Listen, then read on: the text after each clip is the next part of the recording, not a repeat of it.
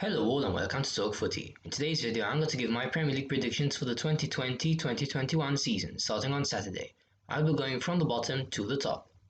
So in last place I'm putting West Bromwich Albion. Slaven Bilic has brought in Grady Diangana, who did impress last season when he was on loan at the club. However, as of yet, haven't made enough signings to stay in the Premier League. In 19th I'm putting Aston Villa. It all depends on Grealish over here. If he leaves, which I'm assuming he will, then I think Villa will go down. However, if he stays, him and the new signing Ollie Watkins will be a great partnership, and I think they would have a good chance of staying up. In 18th, I'm putting Fulham. I think Fulham are quite a decent side and have made some good signings like bringing in Mario Lemina, Harrison Reed, Anthony Knockaert, and are close to signing Tete from Lyon and Aina from Torino. However, I think they don't have enough squad depth to stay up. 17th, just above the relegation zone, I'm putting Crystal Palace. I think it will be a tough season for Palace, especially if Zaha leaves. I think that signing Eze is a great signing for Palace, scoring 14 and assisting 8 for QPR last year, and will be instrumental for them. However, despite signing Eze, I feel that Palace might dip in form in comparison to last season, but I think they do have enough to stay in the Premier League. In 16th, Brighton and Hove Albion. The signings of Joel Veltman and Adam Lallana for only 1 million combined are real steals for the Seagulls, and I think that if they buy a top finisher up front to partner Morpay and a winger, then Brighton should have a better finish than 16th. However, I am not sure those signings would happen, so I am putting them in 16th. 15th, I'm putting West Ham. The Hammers have been quiet in the market, but if Antonio is able to keep up his form, then they should be safe. I don't think that West Ham necessarily need to sign players. If Moyes finds a system where Haller fits in, then I think him and Antonio will be a great threat up top. I disagree though with the board's decision to sell Diangana, as he looks like a real talent. In 14th, I'm putting Leeds United. Newly promoted Leeds will have a good season. I think that they will stay up very easily. The signings of striker Rodrigo from Valencia and centre-back Robert Koch from Freiburg will surely strengthen the championship winners. In 13th, I'm putting Sheffield United. The Blades had a fantastic season last year, finishing 9th, and they did push for Europe. However, I don't think they will do as well. This year. The signings of Lowe, Bogle, and Ampadu will add depth to the squad and will stay up comfortably. However, I don't think they will be as impressive. In 12th, I'm putting Southampton. The Saints were impressive after lockdown, with Shea Adams finding form, and Ings continued his fantastic scoring form. I think that if Ings and Adams continue firing, then they will have a solid mid-table finish. The signings of Salisu and Walker Peters will strengthen their defence.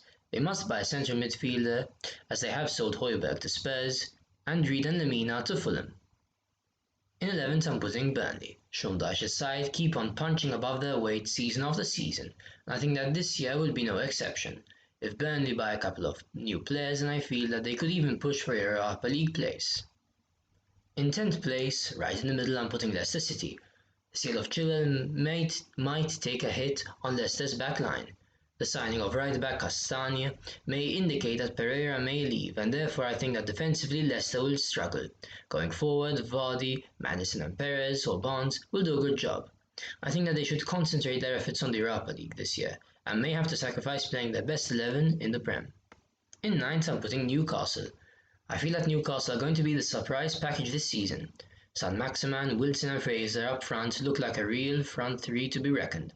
Wilson and Fraser combined extremely well at Bournemouth, and Saint-Maximin's blistering pace and dribbling is ought to cause any side many problems.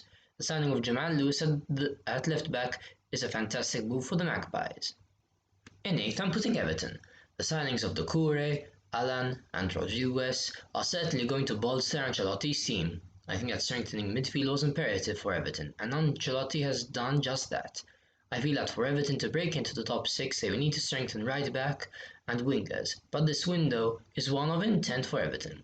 If Everton have some kind draws, then I think that the Toffees will go on a great cup run.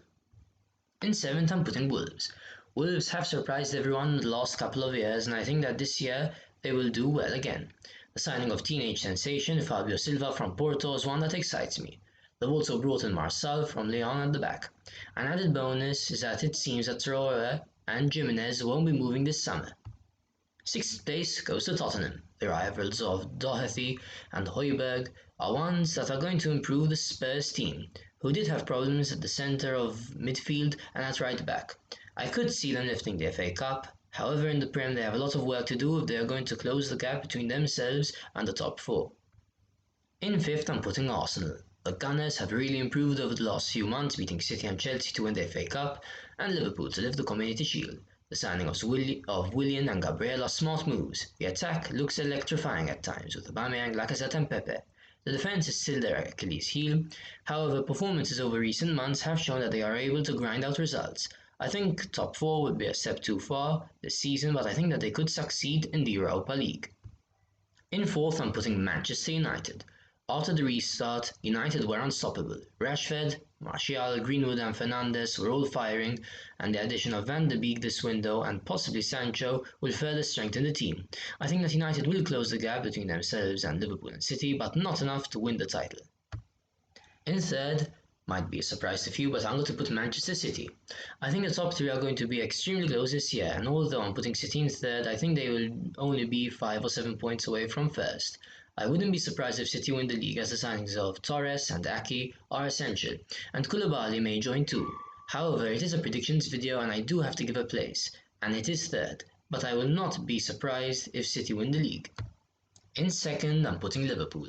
This prediction is one that goes against my gut feeling. Obviously, since I'm a Liverpool fan, it doesn't come natural to put my team second. However, Chelsea have made very good signings and Liverpool have looked sluggish since they've won the league. If Thiago does sign, I think my prediction will have to be revised, but I'm not sure Klopp will sign him. Although I'm putting them in second, I won't be surprised the league will go to Liverpool, as Klopp is a top manager and has a great squad. So at the top I'm putting Chelsea. For me, Chelsea have had the best window as of yet. Havertz, Ziyech and Werner are going to form a relentless attacking force. Bringing Thiago's experience is key too. Chilwell and Malang Sarr are both great signings as well.